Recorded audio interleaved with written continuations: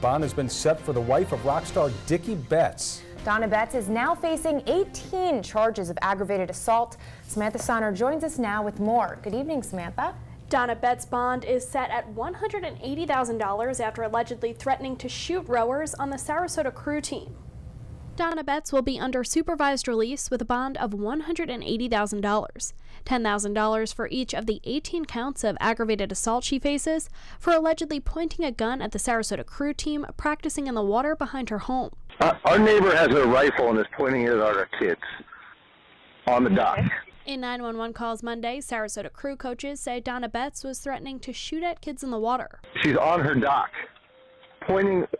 looking through the scope, aiming it towards the kids right now. According to Sarasota County Sheriff's Office, Betts threw the rifle in the water where it was recovered. As part of her supervised release, Betts will be under electronic monitoring and not be allowed in her backyard where she could come into contact with Sarasota crew members.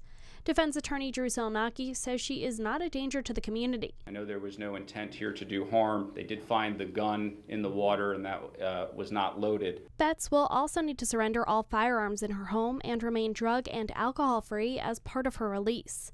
Sarasota crew practices off Conservation Foundation of the Gulf Coast dock, located next door to the Betts. President Christine Johnson says coaches acted quickly to protect the kids. But I would be remiss if I didn't say that those kids and coaches were definitely in fear. This is not the first time the Betts were involved in a conflict with their neighbors. Johnson says they've hired off-duty Sarasota Sheriff's deputies as security for past events. We have an injunction on Mr. and Mrs. Betts to prevent them from any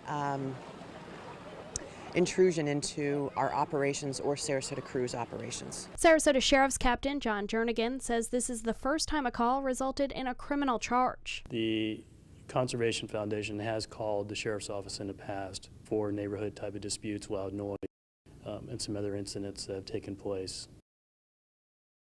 Defense attorney Drew Selnacki refuted claims of recurring themes that Betts has trespassed onto the Conservation Foundation's property at today's hearing. Grant? Samantha, great reporting. Thanks so much for that report. Thanks, Grant. Nicole?